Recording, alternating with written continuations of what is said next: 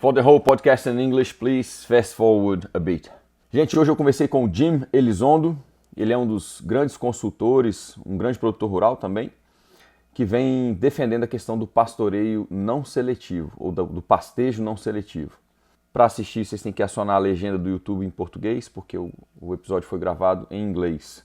O Jaime Elizondo traz o programa Pastejo Total, em inglês é o Total Grazing, onde ele preconiza máxima lucratividade por área, ao invés de performance por animal.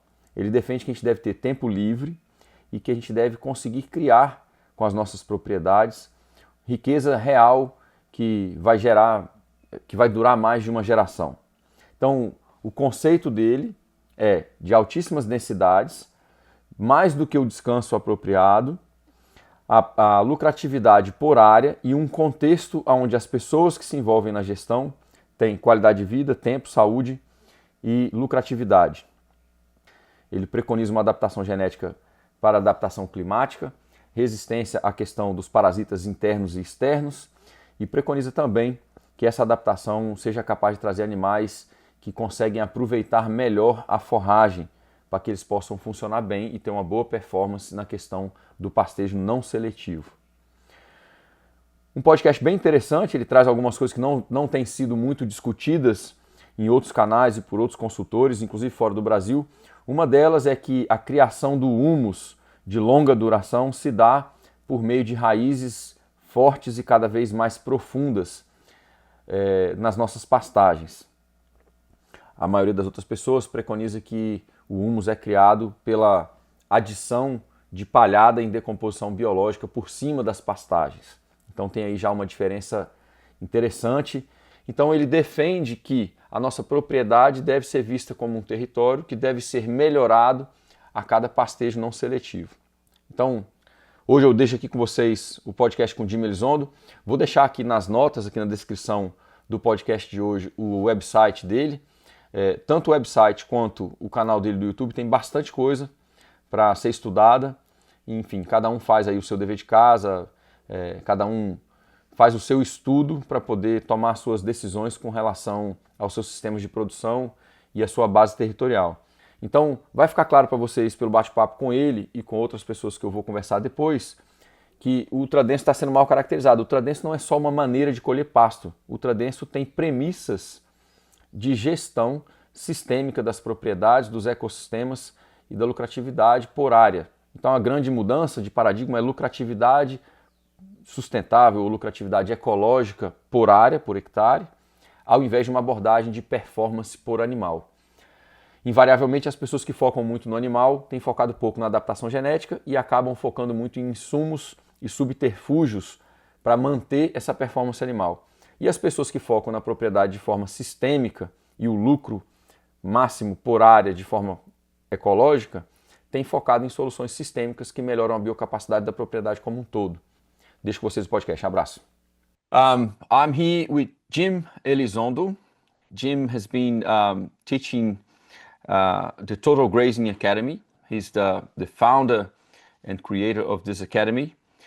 It started to become very popular with the Total Grazing program or Total Grazing system. And he was kind enough to share with us his time, his knowledge, his experience.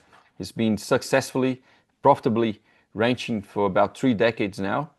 And he's also been consulting in many parts of the world, different climates, different biomes, different classes of animals.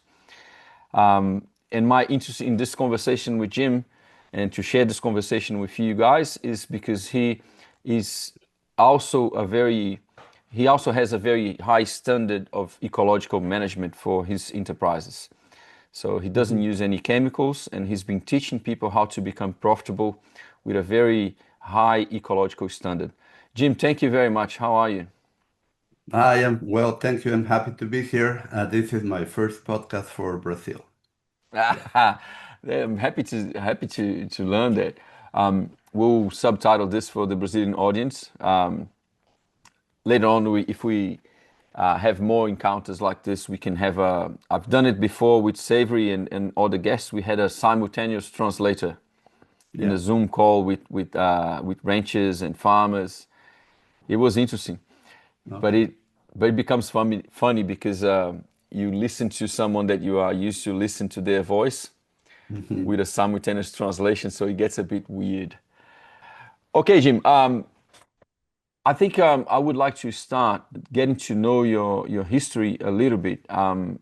How how did you came about this total grazing idea? Okay, my grandfather was a cattleman. He had like 4,000 cows. My father was a cattleman. He had like over 1,000 cows. So I have been, and my uncles and my aunt, all of them had ranches and cattle and grass. So it was, I am used to be talking cows and grass and all that goes with it all my life. And I started with my own cattle when I was 15 years old. So I actually have like 50 years experience. Wow. I am turning 55. Yeah. And this was in Mexico, was it? In Mexico, in the tropics, south of Tampico, Mexico, in the Is it a, Gulf is it Coast. is it an arid zone or rainfall zone? No, it's a good rainfall zone, 1.2 meters of rainfall, and mostly in the late summer. And it's a hilly country with heavy clay soil. And that's where I started learning. And I've been reading Boisson since I was like 18. So I started applying what Boisson taught. But then I started looking for more information because his economic decisions were outdated. You see, when I was young, my father would tell me, we can buy a new pickup with 11 steers. Then as I grew, you needed more steers to buy the same pickup. To where right now you need 50 steers to buy the pickup. So inflation of everything else but cow prices has gone up faster than what we sell. That means we need to produce more with less. And that got me interested into grazing. So I am passionate about grazing at high to very high stocking rates because a book I read from New Zealand called From Grass to Milk by McKinnon, written in 1965, said that what determines profits on a farm is the number of productive lives so you can maintain at a low cost. And sure enough, when I bought my first farm in 1990, I was not making money. And I read that book, and I am I have a degree in accounting. I am an agronomy engineer. I am a dairy nutritionist. And that helped me to find a way to graze at a very high stocking rate without overgrazing, understanding that overgrazing is when you regraze a plant before it has recovered. We can go back. We will go back to the definition of a proper recovery period for grasses. Mhm. But let me ask you something on a side note. Your your your company is called Real Wealth, and Real well ranching. Yeah. you started our conversation today talking about inflation, Yes. and in a way, animal farming people, ranchers, cattlemen, sheepmen. Do you think that this is in some ways uh, the future, in the sense that our money is becoming ever more fake, and when you know how to produce without chemicals, without being dependent on external inputs, do you think that real wealth, animal ranching, is one way to create real wealth? Yes, by all means. You know, in the old times,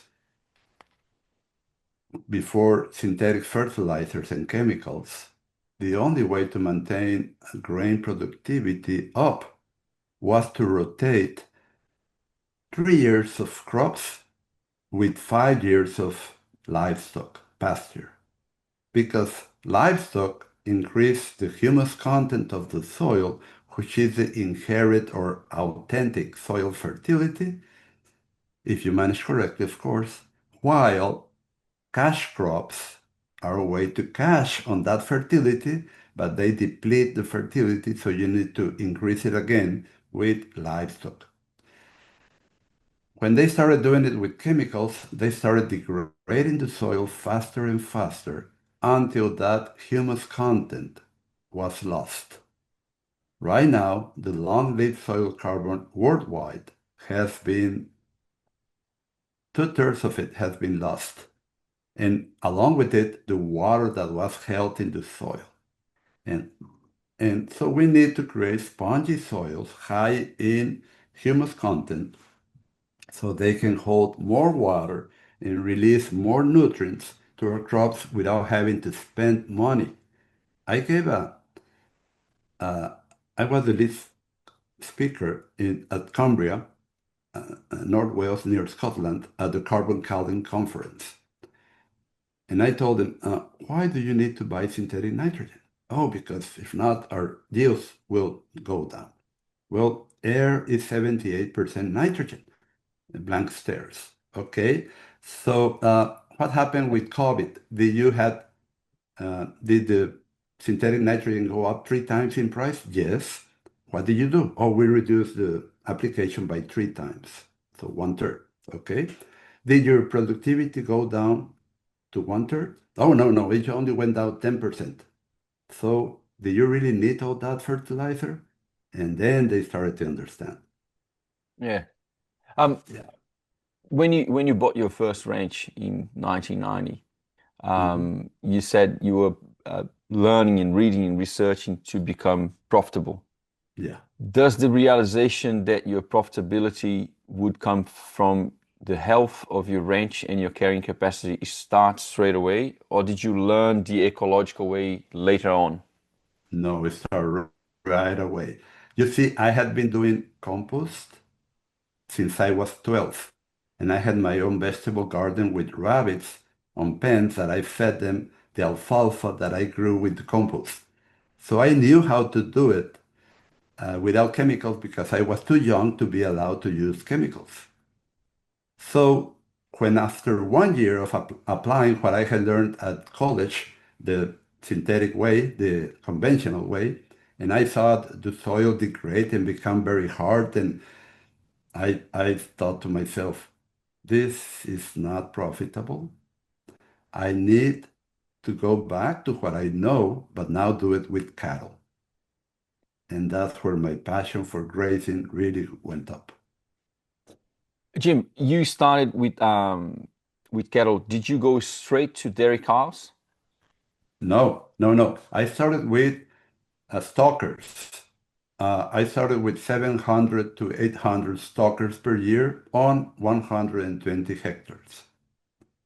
Then I would finish them in a corral, in a feedlot, my own, uh, when winter came, when it got cold and the grass grew slower. This is at sea level in the dry tropics with some irrigation. But back then we had a cycle of rain that we didn't need to irrigate. You see, we have dry cycles and wet cycles because we are impacted by hurricanes in that area. So that's a 7 to 8 stalkers per hectare stocking rate. So I had to learn how to raise that high stocking rate without losing grass, without coming back and having no grass, and without overgrazing, because overgrazing reduces your grass productivity 3 to 5 times. And overgrazing is regrazing the plant before it has recovered. So I did that and I learned and I made many mistakes. But I knew from the start that I should not continue the synthetic conventional approach because I knew that was destroying the soil. I used ammonia fertilizer on the soil and I had very heavy clay soil. So it was compacted, devoid of life. Then I went through the hunger years that André Boisson describes, and everything turned yellow when I stopped using chemicals. All the grass turned yellow.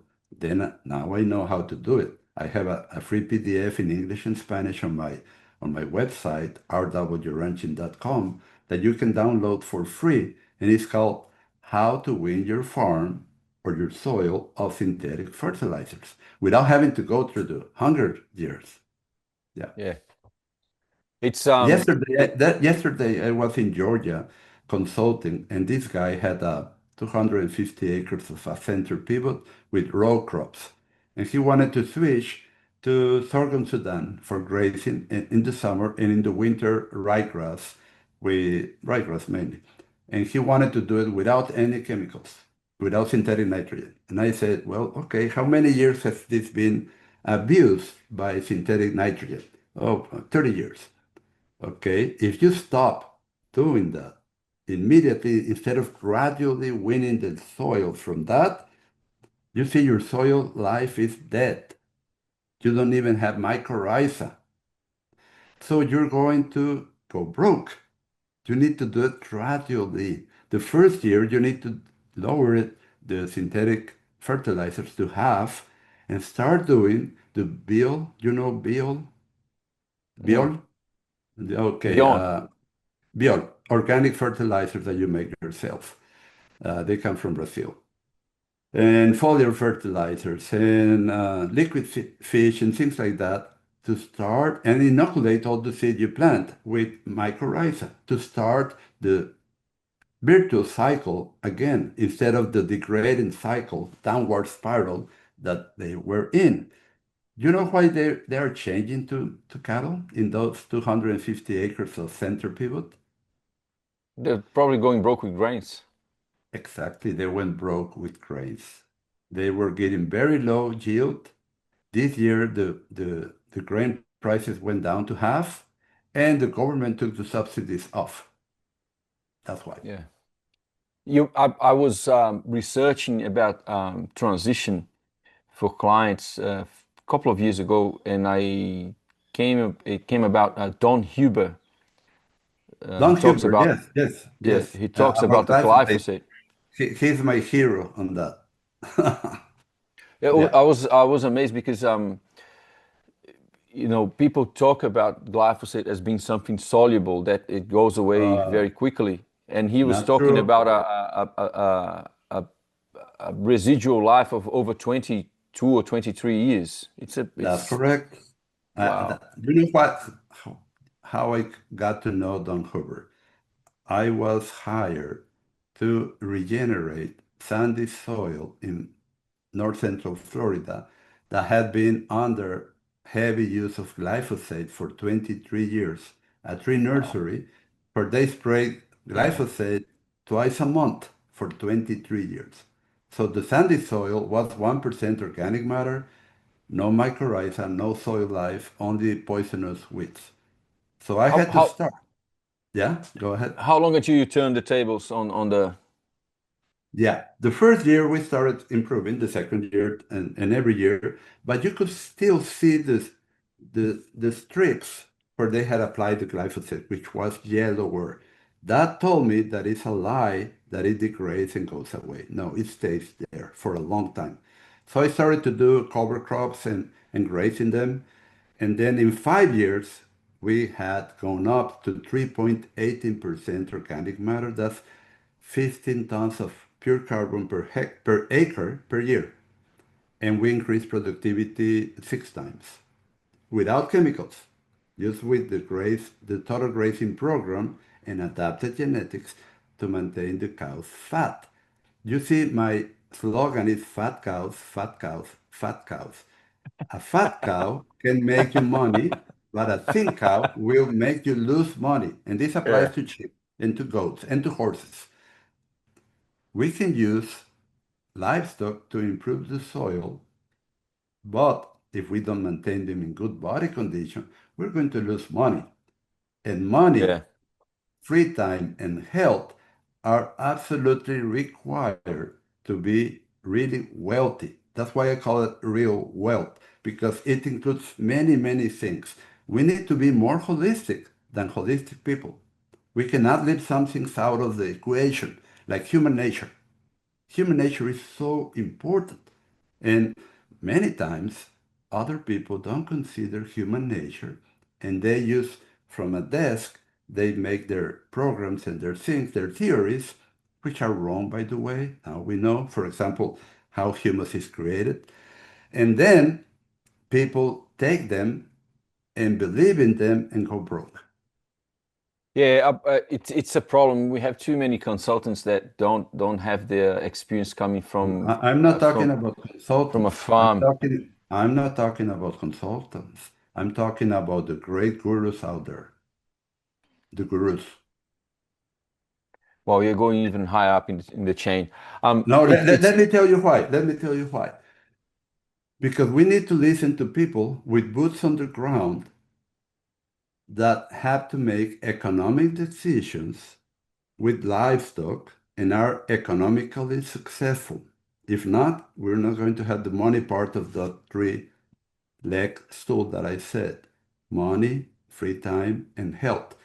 So if we listen to people that have not been successful ranching with cattle or sheep, we're going to go broke. Yeah, I want to circle back to this. It's a shame that a lot of people read Voisin's work when it comes to grass productivity, but they don't read the one that he says that if you apply chemical fertilizers, you cause cancers. Ah, Soil and Cancer by Boissin. That's a great book, but I haven't Well, been able to find it in print, even in France. You know, in France, they don't know who Boissin is. I went there. Then in New Zealand, they don't know who McKinnon was. And wait. In Canada, I was in Canada 2 weeks ago. They don't know who Lederman was. And she wrote Gold in the Grass. People just forget the great man and woman that wrote the books that I read and that I go by. yeah. It's usually in Portuguese we have a saying that the house saint can't operate miracles. The house. The house's saint cannot operate miracles in the same house. Oh, yeah, we call it no hay profeta en su propia tierra. Yeah. No hay profeta en su propia tierra. Yeah. Uh, But um, In Mexico, we have over, I don't know, 2 million acres doing this. And I'm from Mexico, so yeah, something you, can be. you, you, yeah, your work is actually doing very good. Um, do you, s- do you, did you migrate from a more, how can I put this, a more voisin way of doing your rotations to total grazing gradually, or this was an early on concept? Because we were talking just before we started, and you was explaining that there's only two ways of grazing: selective Yeah, and non-selective. How soon in your career you came about that? yeah. To maintain a very high stocking rate, which determines profits, you need to do non-selective grazing. You cannot do it with selective grazing. The numbers just don't add up. If you go to people that teach selective grazing and you do an Excel spreadsheet and you try to figure out how what they preach works, it's impossible. Even if you do it on a piece of paper. Yeah, they say when grass grows fast, rotate fast. When grass grows slow, rotate slow. Stupid. Sorry, it doesn't work. If you're a rancher, you know that if you rotate fast and you have cool season forages, your cattle will get scours and you will be overgrazing your grass. So that reduces your productivity 3 to 5 times. Then it gets drier and they take the leaves off and leave the stems. And basic plant physiology teaches us that green leaves produce energy through photosynthesis, while stems consume energy by respiration. Okay? So you're creating a lower energy plant for your for growth, for your cattle or sheep, and for your soil, because plants feed soil through root exudates. Then they'd say, now go slower because it stopped raining. And then you start to overgraze again because the grass has not recovered enough. And then they say it didn't rain, go another round. So the plant is trying to regrow a little shoot. And here come the sheep and cows and take it off again. Now you made a man-made drought for the next year, even if it rains. And that's what I've seen in Australia, in New Zealand, in Europe, in the States, in Mexico, Colombia, everywhere. Jim, Oh, if you allow me, and they call it holistic grazing. That's wrong. That's not. And Wassan, he taught non-selective grazing. Remember the leader follower? Okay. You need to read between the lines. You need to read it many times. Grasp yeah, Productivity. It's a and great also book. if people read even Savory's work, he it might be selective, but he will at least respect proper recovery. Yes, and that means a very low stocking rate. And because stocking rate determines profits, that's why I told you we need to consider human nature. He Yeah, didn't consider human nature. He only considered biology. And, and he didn't consider plant physiology at that. And the worst mistake, he didn't consider high gut fermenters along with ruminants maintaining a total grace in Africa. well, I want to circle back to that too, but let me just say something here that I think will help people understand what we are talking about in a better way. When you say stocking rate determines profit, and when you Mhm. say non-selective, I think these two are connected, but they come back from an earlier perspective that is even more important for people to grasp what you're saying, which is maximum profit per area and not per Yes. animal. Oh, Most people who prescribe selective grazing, they have their standards based on the animal health or the animal behavior exclusively, not on I, profit per area. oh, I understand. Yeah, well, that's a mistake. We want maximum animal performance and maximum productivity per hectare because that gives you a higher profit per year. Remember, we want money, free time, and health. So we want the highest profits. That's my focus is maximum profits while we improve our land the fastest. And we can do that when we follow natural methods. So in the green season, we want the heaviest winning weights. We want the maximum daily gains, and we want the best body condition that translates to higher fertility. Okay? Then in the dry season, we want the highest bulk of standing hay to maintain those by now dry cows and ewes through the dry season. And that gives you the maximum number of productive animals per farm or ranch. That translates into the highest profits because your yearly costs are diluted by more productive units. Yeah. So That's the difference between other people that call ultra high density grazing and what I teach, which is the total grazing program.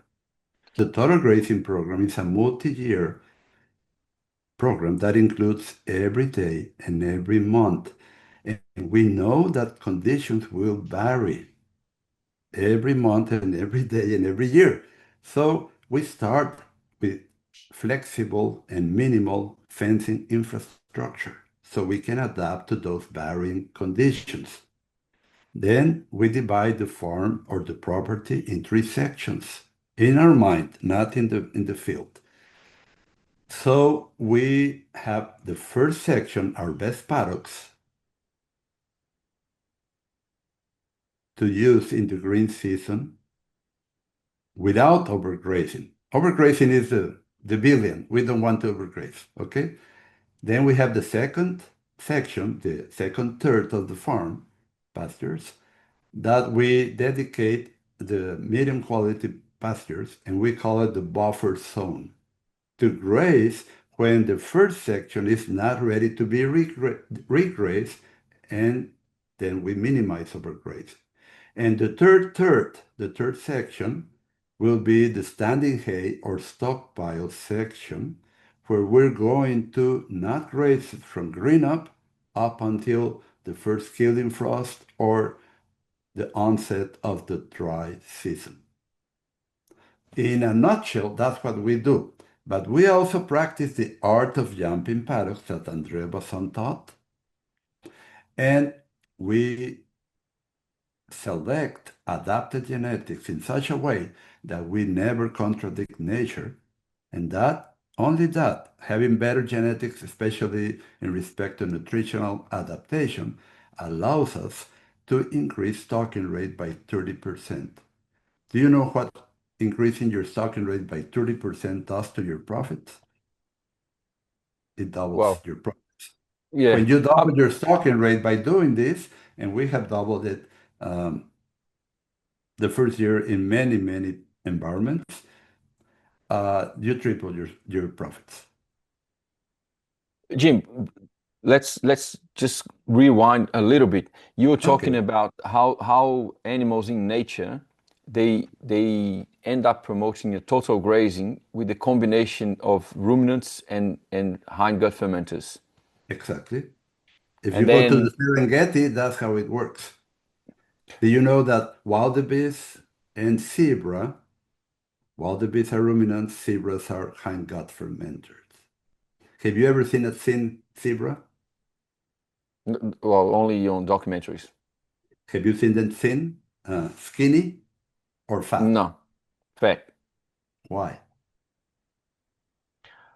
I suppose because they have good body condition, they're adapted to the environment. No, it's because they are hindgut fermenters. If you go to Morocco, the horses and donkeys are fat while the cows are not even there. It's so degraded that the cows will die. But Oh, horses and donkeys, being hindgut fermenters, and elephants are hindgut fermenters, can digest much lower protein, much higher fiber parts of plants and thrive. They do consume more, they are less efficient than ruminants, but they can thrive on the leftovers that ruminants leave. And that's why there is a scientific paper in the Serengeti where zebras go first, then go the wildebeest, and then go the gazelles. The gazelles will be like sheep. They need the fresh regrowth or they will starve and disappear. So when you take one of those groups of herbivores out of the equation, out of the ecosystem, another one is called a cascading effect, disappears. And that degrades the environment because we need biodiversity. And that's what happened in all the continents of the world. And I have a paper on that, where humans killed off or extinguished all the large hindgut fermenters that I, maintained the savanna and the total graves. And that's when they started burning pastures. And that's when wildfires spread. How do I know this? By fossilized pollen, fossilized carbon, and by fossilized bones of these animals. what I like about your approach is it- I please correct me if I'm wrong, but what I'm seeing is this: each group of animal will occupy a niche in grazing, and they go moving, Yeah. and everything that's left behind is being properly grazed, and their migration Uh, will come back with no, with the no, wet seasons. No? no, it's not like that. Let's say the wildebeest, being ruminants, select the best parts of the grass. Then come the zebras, take off the rest.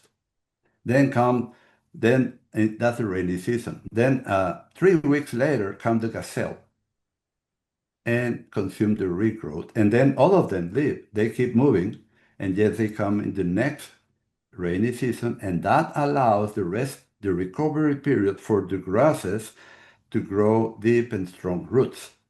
So what we do is mimic that, but we need to mimic for economic reasons with mainly one herbivore, domesticated herbivore, which will be a ruminant. So that's why we need to select ruminants, cows and sheep, with nutritional adaptation so they can do the job that those two different groups of herbivores did in past times. because we don't have the mammoths and mastodons anymore. We don't have the wild horses anymore. Yeah. And but we could do horses. I was in June, I was in the Basque Country in north of Spain, and they have these wonderful meat horses that can thrive on very low quality forage. But they always kept them separate from the cows. And so we did a trial. We put 6 horses on a 1/4 acre pasture for 3 days. They ate everything and maintained body condition. Then we put these 6 horses with the cows, and they ate all the leftovers the cows left behind. So then I got another boss send me a video. He says, "Look at this. We leave the cows with the horses 10 days in a paddock, and look how it looks after grazing. They had taken everything down in a total manner." So that's what works the best if you want to follow nature. Now, in America, they don't allow us to eat horse meat because of people's sentiment. So we cannot do that. So we need to do it with cows or sheep that are nutritionally adapted. And you can see my cows on my farm doing it on tropical grasses, taking everything down and being fat. So it can be done. But my question was in this sense. I agree with what you're saying. I think what I was trying to explain is this: they migrate, and some people will argue that they selectively graze while they are migrating, and Yes, that's true. That's true. That's why in nature, before man killed them off, the design for millions of years was for hang-out fermenters to live at the end. Do you know what the Okavango Delta is in Botswana? no, It's like a swampy, huge area that gets water from Sudan when it rains. It's in the middle of the Kalahari Desert. So this water comes through a river and fills the basin, the delta. Then as the delta starts to dry up, everything turns green. And all the herbivores and predators from the Kalahari Desert go there and live there for the green season. That allows the rest of the Kalahari to stockpile for when it dries up. So all the animals are there and everything else is stockpiled up.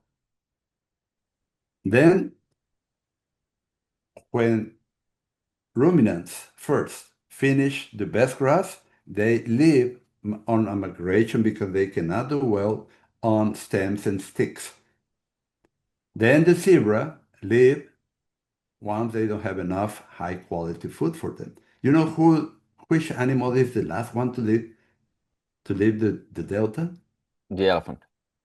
The elephants, because they can consume sticks and branches and maintain body condition because they are hindgut fermenters. Why didn't these gurus see this? Why they taught us the wrong way? So if you look at the Okavango Delta after the elephants leave, it looks like it was bombed. Everything has been taken down to the ground, even the trees, and they don't come back because they travel hundreds of kilometers until everything has recovered. Yeah, but until everything has recovered, that's the point I want to make, because some animals will selectively graze, but the Yes. health of the environment depends on the total grazing of all the animal classes. There you go. The guilt of all the different species. Yes, because when people It- promote non-selectively grazing, they argue that the animal in nature will selectively graze. Sorry, when people promote selectively grazing, they say that in nature the animal will choose. Yes, the animal will choose, but the environment will not, will be totally grazed and then Yes, recovered. that's why I mentioned plant physiology. How and when was plant physiology molded? Well, after a million of years of non-selective grazing. That's why growth points are close to the soil surface. That's why green leaves produce energy by photosynthesis, while stems consume energy by respiring. If we had not, if we did not have those two groups of herbivores, hang-out fermenters and ruminants, we wouldn't have gotten this, what we see now, the plant physiology. Now, where the grasses store their energy, underground or in the stems? Or in the ground? Underground, where the trees store their carbon, on their trunks or underground. Well, trees would be both roots and trunks. It's all carbon. No, no, if it was in the roots, we will have very fertile soils where forests were. But our fertile soils around the world are where pastures were. Grasslands, yes. Yes. And it was managed with hindgut fermenters and ruminants in a total grazing manner. That's what it was. But I want to make connections with the things that you're saying because again, I've been studying your material and it makes me think about a few things. Oh, I have a video of this on and it's free on my website. Yeah, Oh, you explaining. have your website and your channel is a wealth of information. Let me just go back to one thing. When you put things like that, it becomes clear to me with the leaf and stem ratios that people teaching medium heights, or you get in 20 centimeters, you get out in 12.5 centimeters. Um, it, Isn't that funny? for Like, me, it doesn't like it, for me it doesn't work. it never works. It's a fairy tale, and it's written from a desk and not from people that have to live off the cattle or sheep. You see, Yeah, our livestock graze like selectively, and they will take down to the ground the best species and not touch the undesirable species if you allow them. And that's what they do. They allow them. And then they preach to everybody to do that. So they have never really had to live off cattle or sheep. That's the problem. yeah, Don't ever listen to people, consultants and gurus that don't have their own economically successful livestock ranch or farm. No, that's it. that's a good advice. But what I was about to say is this: the way you explain the growth points coming from the ground and the leaf to stem ratio. If you manage by height, even if you could successfully do that, you would always end up with less leaves. Of course, and it's impossible. Even if you could, it wouldn't work. You see, the Kreider experiment done in 1955, and I have two master classes saying part one and part two. The Kreider experiment, how did we get it so wrong? Where he planted plants in little pots 4 inches across, grasses, and when they were 1 month old or 6 weeks old, he started cutting them with scissors, and he determined that if you cut them higher, you don't stop the root from growing. How stupid can that be? He used fertilizers and irrigation. And no cattle, no sheep. And we know that the saliva of the cattle and sheep make the grass regrow faster, especially if it's inoculated closer to the growth points, which are closer to the soil surface. How do you know this? Take the grass, cut it with a knife lengthwise, and you will see where the growth point is.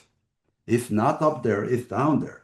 So then came the recommendation to graze, take half and leave half.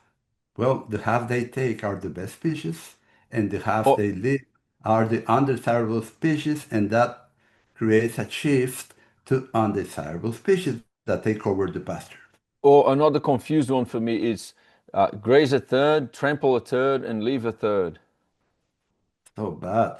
So that's a way to try to improve on take half, leave half, but it's still the same. You're going to leave the stems and take the leaves. You're going to leave the undesirable plants and take the desirable plants. And it comes from people up there in Missouri who have cool season grasses that say trampled after the cattle step on them. But go to the tropics and on African star grass and see if it stays trampled. You know it doesn't. That's my It's situation a here. rock. Actually, I'm on a farm. I'm adjusting land here. I raise sheep and I'm on a farm. It's got African star, and it was resting for too long. So I have stems that are a meter high, and it's been very difficult to restart the place. Uh, Jim, let me just go Uh, back to a bio. did you measure the leaf to stem ratio Well, I on that didn't African measure, but I star? can see I have very small leaves and Mhm. very fibrous stems. Yeah, and the stems are consuming energy by respiration. So those little leaves, even then, are lower in energy than if you took the grass down and had fresh regrowth, which will be higher in energy for your livestock. And productivity will be a fraction, at 10 times less than possible because of that mistake. So that's what they preach. Yeah, what I'm doing here is when I have the time. It's not always that I have the time, but I'm trying to improve pastures as I go. So Mhm. two challenges that I have. We can go back to this later on. One is the proper infrastructure for strip grazing, so that I can adjust density. So I'm lacking this. So in some places I manage, in others I don't. So what I'm having to do is I go after them within 3 days and brush cut. Now Okay, the places where I did that, I have more green leaves coming back. They're stronger. of And the course. places and the places that I didn't do that, even if the theory says, well, that plant is stronger and will come back faster, well, the leaves they come back, but they're too small. It's what I just said. The stems consume energy. And so if you leave the stems attached to the crown, it will keep draining the energy reserves in roots and crown, and the regrowth will be weak. We need to take it off like ruminants and hind gut fermenters did for 1 million years. That's it. Yeah, you said trees storage carbon in the trunks, and Yes. grasses will storage carbon in the roots. And Now, crowns. and Deep crowns. roots. We need to create deep and strong roots, fat roots. Yeah. I have a curiosity about this. Would you say that because of the way trees behave, we have more humic acid on top because of all the leaves, and in the grasslands we have more humic acid underground because of the symbiotic relationship between grasses and herbivores? What's more important, humic acids or humus? Humus. Then let's talk about humus, not humic acids. You see, in the litter floor, you can smell the humus in the litter, all litter floor of a forest. That's what we want our soil to smell like in the pastures. But it comes from increasing humus content, and I call it long-lived soil carbon. And that only increases when we stockpile whole pasture for a long season, 6 months at least. This has been known since 2013, but the great gurus haven't changed the way they promote. And they still say that we create humus by leaving more litter or trampled material after grazing, and that's untrue. So if you want to create spongy soil, if you want your inherent soil fertility to increase, you need to stockpile. And you will save a lot of money on hay and be able to maintain a much higher stocking rate, which determines profits. Let me contextualize this because I think it's important. Um, Most people are still arguing that we need to respect proper recovery Yes, we and need. use high densities because they will non-selectively graze, but they will also trample, and the trampling effect will push carbon to the ground. And what you're saying is that you actually get more carbon in the root rhizosphere if Yeah, you graze non-selectively and then put it to proper rest for a long period of time. Is that what you're saying? that's why we use the third section to do that. Because if we do that everywhere, we're going to end up with our livestock in very poor body condition. You see, we need to juggle your livestock, fat cows, fat cows, fat cows, maximum profits for today and for tomorrow, okay? And have free time to enjoy life and to be healthy. So we do that with the total grazing program. You can look it up, and I have it in Spanish and in English at rwranching.com, and it's not expensive, and you get coaching. Coaching is needed. If you only listen to this and try to do it yourself, you're going to spend a fortune in mistakes. And mistakes are expensive. And we'll make mistakes, and that's normal. That's why having coaching is so important. No, I'm with you. So again, the main difference being that you increase carbon in the soil by stockpiling after non-selectively grazing. Yes, or mowing, because you want all the regrowth to be fresh. You don't want to have your livestock consume stems that are 2 years old. They will lose body condition. Yeah, No, everything needs to be that's the fresh. challenge that I'm facing here. I'm having to mow a lot. Yeah, Yeah. because but why do you have to mow a lot? Because when you try to grade the whole property, everything will get old. And that's what they do with the non-selective ultra high density grades. Now, Don't do that. in Don't my do that. case was in my case it was already old because the property was in rest for many years before I got Yeah, here. okay, okay, but 30 days later, are you returning to your best grasses? That's the art of jumping paddocks. Are you? Or are you moving forward like a sequence? And that's the worst mistake you can do Well, because you want your livestock fat, productive, not thin and unproductive. sure. My situation is I've just completed a full round of Ah, grazing. I'm having to use the animals to open up the places so that I can actually put the fencing infrastructure first. So I'm doing the first one. Now I'll have strips in some areas, and from now on I can then assess which parts are responding back faster.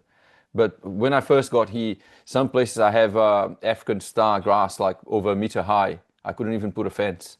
It was just yeah, I too would do bushy. it differently. I would do it differently because tell me this, how long did it take you to do the full round? About it's a small property. It took me about 45 days. And the first paddock that you went through and mowed, is it high now in this to stem ratio? Well, I need to contextualize you so that you can teach me better. Mm. Some areas, I'm now just coming out of winter, and the property was in full rest. Some areas with brachiaria, which is a C4, I know, and Braquet. yeah, and other areas with African star, which we can withstand our winter here. So in the places where I had brachiaria, it didn't come back in winter. So I have dead grasses. And the Is other that the places, Brachiaria brisanta I think it is. I need to double check. or Brachiaria decumbens? They are very different. One is a bunch grass, another one is a creeping grass. It's a bunch grass. Brachiaria brisanta. Okay. Did you get a killing frost? Yeah, it doesn't withstand frost. They go yellow straight away. Yeah, did you get a frost? No, no, it's just very cold. Not a frost, but very very cold, close to zero, but not zero. Then it doesn't turn yellow. It only Well, turns my yellow when it's frosted. well maybe I had a frost when I wasn't here because it was all Oh, yellow. okay. Okay. Then you did get a frost. Okay. Yeah. Yeah, that Um, was I didn't consider that it's winter for you. Here is summer. So yeah, yeah. yeah. And that's the challenge here as well. Some places I have to manage in a way that will bring back grasses C3 and C4 because as it is at the moment, some places work in winter, some places will work in summer. But Oh, I need to go with them all places in order to bring back diversity. oh, very interesting. So you can get both C4 and C3. Yeah, but the problem is the shoulder season because um, in springtime or in fall time, there is a little shoulder, like a few weeks, in which it might not be cold enough for C3, but it's already cold enough for the C4 to be struggling. Yeah, that's why you need the third section, the stockpile, because that yeah. If not, you will be overgrazing. Okay, very interesting. So it's more like Georgia, where I was yesterday. Yeah. Yeah, it's a subtropic climate, and some nearby, within 2 3 hours drive, you can be in a very mild temperate. I'm not that cold. I don't have many frosts. Very few frosts every year. Very few. But within 2 hours drive or 3 hours drive, you can get actually snow. Can you grow alfalfa? Yeah, Ah, okay. Then you're further north than subtropical, exactly like Georgia. Okay, that makes it much easier. Yeah, yeah. nice. Don't Let's plant go back. chrysanthemums. You don't want chrysanthemums in that environment. They're too No. low in quality. I think was back in the day, people wanted it because of that's how they raise cattle. I think that's what it was. But I farm sheep, so it's a different deal. And I anyway, that's been Okay, my yeah, challenge. because of photosensitivity that Brisanta causes in sheep. But even then, even if you had cattle, I wouldn't plant Brisanta. If you can grow alfalfa that is 10 times higher quality, why would you plant Brisanta? Would you allow things to come back after management, or would you fast track things, planting things? I would do trials. You can do half a hectare and plant alfalfa with disking and see how it works, and then do your marginal economic analysis to see if it makes you money or not. And then the rest do it by slow changing with natural methods. For example, I told this guy in Georgia to plant ball clover, spread the seed broadcast, which is like a white clover but double the production, and then to no-till drill in the fall a sweet clover Cuban variety to break the harpan. Oh, let me tell you what is my main tool to find out if you have been overgrazing, or if the land has been overgrazed. Take a long screwdriver, push it into the soil softly until you find a hard pan, a compacted layer, and then push it harder to break it. And you will find out how deep it is. It's usually this depth, and it's usually caused by the lack of strong and deep roots. All the hard pans around the world are created by lack of strong roots. And all the lack of strong strong roots around the world is created by overgrazing. And all the overgrazing around the world is created by selective grazing. Jim, I think I'm probably in a very overgrazed place, even though it was resting for a few years before I got here, because that's how people raised cattle back in the day. It was all set stock, so Okay. probably it's all sort of overgrazed. I need to displace the brachiaria and bring all the plants. It's a very hilly country, so I might not. It's a bit of a challenge, but I don't want to stay on my situation. I want to bring back. Yeah, no, I want to, because it's going to be more Okay, interesting for people. how can we break a compacted layer without spending money or making money at the same time? Stockpiling is my first choice because then when it's wet, the roots can go through the compacted layer and the compacted layer will not reform because you're stockpiling, the roots get stronger. When it dries, it stays soft. And then the fungi to bacteria ratio changes and makes your soil spongy because the root exudates from over mature grasses when you stockpile change from sugary to fatty. Fat can be digested better by fungi. Sugars can be digested better by bacteria. Bacteria create compacted soils. Fungi create spongy soils. So that's why, and that's how we create long-lived soil carbon or humus, because the microbes in the soil get fat with the fatty root exudates, fatty and amino acids, and then when they are digested by fungi, in the last digestion of those fat bodies, that's when we create 90% of our humus. And by litter left behind in the green season, we only create 10%. You can read this, my scientific style paper in English and Spanish in my website, rwranching.com, and it's free. No, I was about to say it's Okay. important for people to read this because you are one of the few people that are talking about this carbon pathway and also talking about humus being created from the bottom up, not from the top down. Actually, I'm the only one. So read the scientific style paper because it hasn't been published yet and find out all the supporting links that I put there so you can see if it's correct or not. Yeah, it makes sense to me because I've been following Christine Jones' work and she's been talking about a very similar process. She also talks about how bringing back diversity will instantly allow more nutrients to be available just for the fact that the diversity came back without putting anything extra. Yeah. You get more nutrients just because of the diversity of plants. Yeah, it's called the guilt effect. When you have a higher biodiversity above ground and underground, it's called the guilt effect because it reaches a point where you have enough of them, different microbes, that productivity goes up exponentially.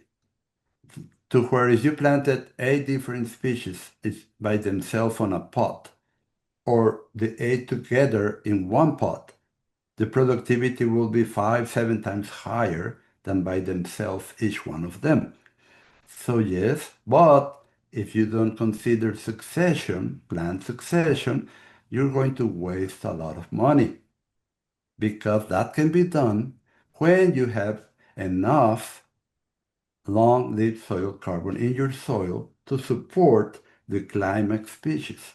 You see, whenever land is very degraded, nature heals the land first with pioneer species, which prepare the soil, increase the soil humus, so intermediate species can come and establish, and then after that, climax species. But if you listen to people from other latitudes that tell you to put a 20-way diverse cover crop, you will get one or two of the pioneer species take hold and all the others disappear and you wasted a lot of money. Yeah. Yeah, you need to In, consider this. in Brazil, we have people managing their pastures with prickly pear as a main thing Yeah, yeah, instead I of. like Yeah, I like it too, but it's like you said, it's not a climax species. So they're managing their pastures to favor a hardy species, not to improve their soil and bring back Oh, grasses. no, no, no. No, I would put the thornless cactus in strips to graze in the dry season as a complement. But the land still needs to be regenerated so it can produce 5 times more without putting money in. It's very easy. Just take the courses and you will be able to do it. And with coaching. No, really. I mean, why can people in South Africa, in North Africa, in Colombia, in Mexico, in the United States, in Canada, in Australia, in New Zealand, in Europe, in many countries, are successful? Why it cannot be done in Brazil? Of course it can. No, of course Yeah, it of can. I'm with course. you. It's the same principles. The Yeah. grass grows the same. The rumen functions the same. Oh, you told me you were moving your sheep every 3 days. Don't do that. Let me tell No, you no, why. I'm moving them every day. I'm just Okay. mowing within 3 days Okay. after the move. That's great. Okay. You see, the best is to move them 4 breaks a day because that's how the rumen functions, 4 to 5 times a day. Cattle and sheep only graze for 8 hours a day, not 24, 8 hours. So you can do it in your 8 hours, no problem. If you cannot do that because of whatever reason, then go to once a day.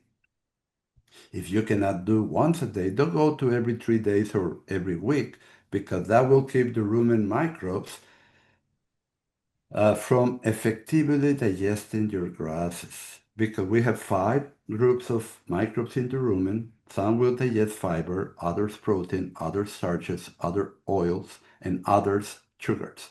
And they need to reach harmony. And it takes them 14 days to reach harmony. So if you cannot do once a day, go to once every 2 to 3 weeks and then move behind. And that will give you the best animal performance. But yes, you will be overgrazing if it's in the green season, some. But if you don't have the time to move them once a day, that's the best solution. It's better than moving them once a week. Much better. Having the time, it's related to having the proper fencing material. Um, um, Mm, The minimal infrastructure. You need a center livestock corridor, electric fence, and the perimeter. All the rest, you're going to build temporary fences with polybraid and stepping posts. That's it. yeah. Uh, Jim, I would like you to explain better the Total Grazing Academy and program, but Mhm. also maybe expanding a bit on something that you've been teaching people for a long time, and it's well, I'll put it very mildly to not to be harsh on people, but people are ignoring the importance of adapted genetics. Yes. People talk about the animal behavior, animal performance, and all of those metrics, but Mm. they choose not to look at animal adaptation. We need Yeah. different genetics to work in this way. Can you Yeah. explain a little bit first the genetic adaptation, Yeah. selection, and how does this play an important role within the academy and the program, please? Yes. I even have it for free. Another PDF that you can download on my website, rwranching.com, and it's called How to Select Animals. So we select based on the overfilled animal package. And a bull or a ewe or a ram that looks fat and full, because that means they are adapted. That means they have nutritional adaptation, which is the ability to maintain good body condition on poor grazing. You can see that in any herd or flock. Some animals that are fatter than others year-round. Thus, we need those genes in our herd or flock. Then you need to select for good hormone balance.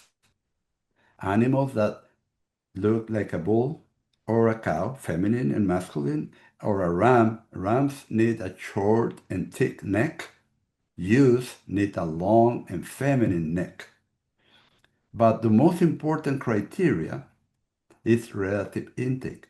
How many kilos of dry matter per 100 kilos of live weight do they consume? Because that determines how fat they look.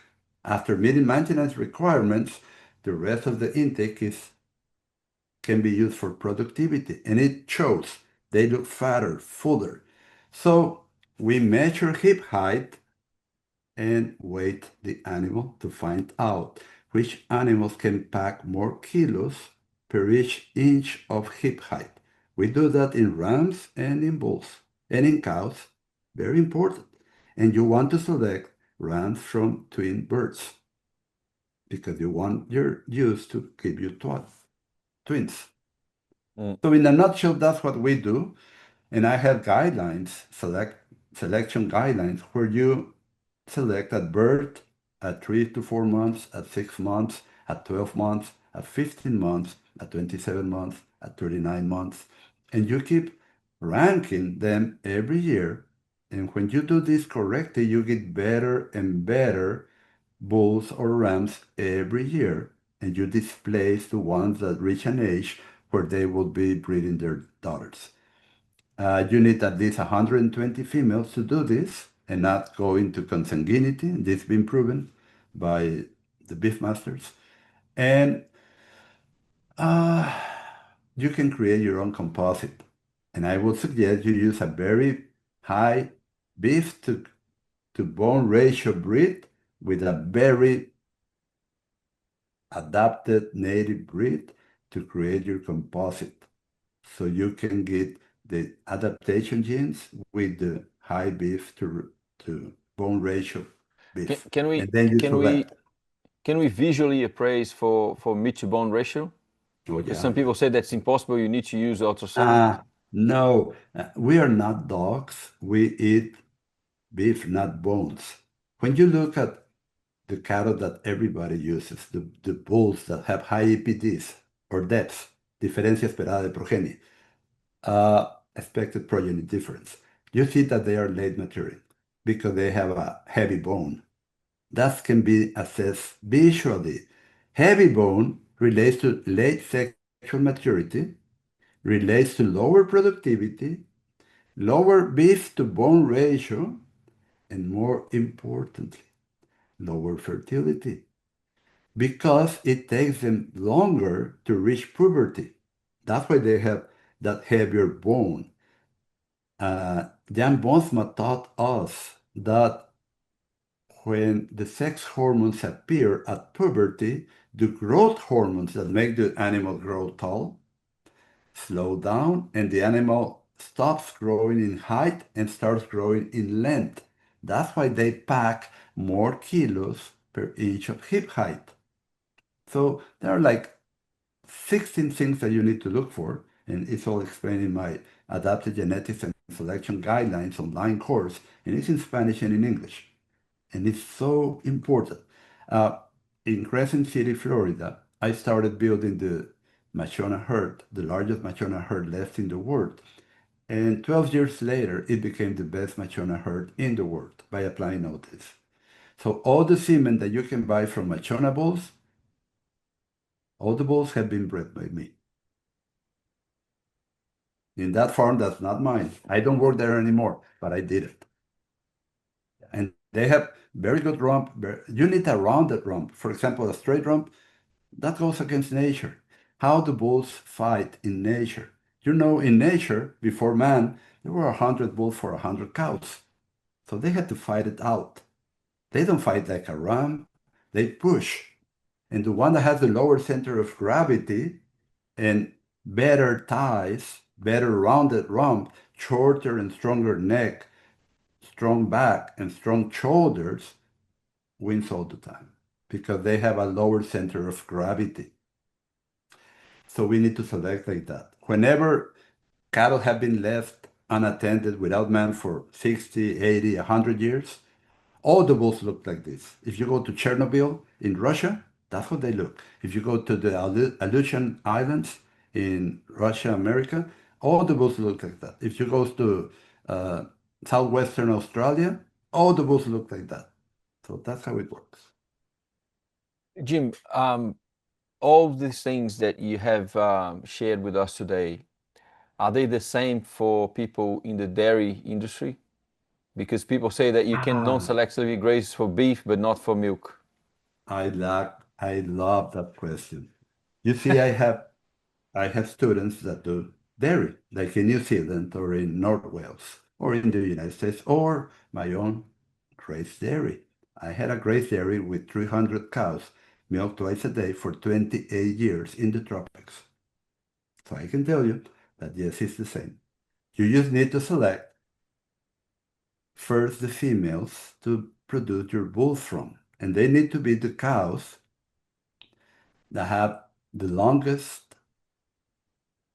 productive longevity and that have the 10% of your best cows in productive longevity. They need to be above average in milk production. They need to be always in good body condition, never failed a calving yearly, every year, and they need to be always fat and gentle. So I did a video of that on a 750 cow Grace dairy in North Wales, and we found the best 10% of the cows. Then we weighted them and measured hip height and selected them based on perfect udders and the most kilos per inch of hip height. And it came beautifully. And then we had 15 cows that were 14 and older years old that we were going to produce our bulls from, and then we use the semen of the best ranked bulls of those best cows to spread those genes in the rest of the herd.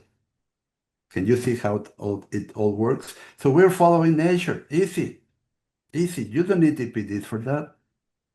Yeah. Nobody can give you a better semen from outside your farm than what you can create on your farm following these guidelines because of epigenetics, which is just a fancy word for the turning on or off of the expression of the genes. That's it. A question about your program in the academy. The academy embraces all of the courses. How Yes, does the it work? academy Because has you mentioned 2 or 3 courses throughout our conversation. no, it's 4 courses. It's a total grazing program, the adapted genetics and selection guidelines, the short and optimal calving season or birthing season in sheep. I'm working with sheep also. And then nutrition when grazing and the coaching. It all comes together. After that, you can get into the Club de Ganaderos Exitosos in Spanish or Fat Wallets membership in English. That's $47 a month. And you keep getting a masterclass every month, an implementation PDF with all the support links to what I just said in that masterclass, which covers, because you see, you build your roof with the 4 pillars, and then you keep growing on top of that your business. So I talk a lot about economics, I talk a lot about nutrition, and I talk a lot about sell by accounting and return on investment. So, and of course, behind the scenes or the curtains, how we select and when to change your breeding season and how, and all those things are explained there. And we have a live Q&A session for an hour every month and a laser code session every month. So yes, that's it. Well, Jim, thank you very I much. also I also do, I also do coaching and on-site courses, but people that take the on-site course and don't do anything else, they only get like 3% of them reach success, while people that take my online courses and the coaching get 65% success of them. That's why. It's a good, yeah, it's a good return on investment. I was because it's too much to learn in a short period of time. It's a very steep learning curve. That's the truth. It's like trying to drink water from a fire hose. That's true. It's Yeah, impossible. It's too yeah. much. I was for 3 days in Georgia with these people, and they say it's too much. I told you it's too much for 3 days. We need to continue. So we made a program for a full year to get them trained in coaching, so they can go by themselves. No, but it gives people a way to go with you, to walk with you, and be supported by your work. Uh, Mainly because my interest in Brazil is that we have too many small farmers. The dairy Mhm. farmers in Brazil, the small ones, are being devoured by the corporations. Their Um, profit margins are very small. They buy all the milk, but they pay very cheaply. yeah. We have very few people um, working with direct sales of milk and dairy products. Oh, it's very difficult to produce and sell at the same time. I would not recommend it. I have tried to do it. You go crazy. Yeah, but the problem is when you don't produce or the challenge in Brazil is this: most of our laws are being designed by cartels like I won't mention the names, you know them. So all of the laws are working very well for very big farms, and they make money selling to the cartels, but the small ones are going broke. So Okay. I do have a program for them. It's called Ganadería Sencilla or Ranching Made Simple in English. And it's just $27 a month. It's 6 steps. It's easy. And we do have a Facebook group where you can ask questions. Uh, and in English, it's $37 a month. So yeah, they could access that and at least double their profits. Most likely triple their profits. Yeah. what I'll do, Jim, I'll put your website's link in the show notes for people to have a Okay. look. The main reason I wanted to talk to you is because we need maximum profitability per area For in an today and for ecological way. tomorrow. For Yeah, today and for tomorrow. Don't forget that. yeah. And if we don't have free time, quality time with our family members, we won't have Mhm. children wanting to stay in the farm. Or So health. that's yeah, or health. Yeah. So that's some of the reasons why I think your work is very needed in Brazil. For small farmers, that's my main audience, but also for larger farms as well. In all of the areas, if we produce in an ecological way, if we produce in a way that improves the land, we'll have more people wanting to live in rural areas, and that's the Yeah. challenge that we're going to face in the near future from pretty much all countries. We need people back in the land. I just made a post on Facebook last week and that's the name of the post. It's a podcast because you can get a free podcast weekly. I make one in English and in Spanish. Just by putting your email in on my website, and it's called "We Need More People on the Land." We We need do. more people on the land, not less. We are an integral part of nature. We need to remember that. Yeah. Well, Jim, thank you very much. You have a nice day with your family there. It's a holiday, so thank you very much for your time. Appreciate it. Thank you. Blessings. Bye bye. Thank you, Jim. Bye.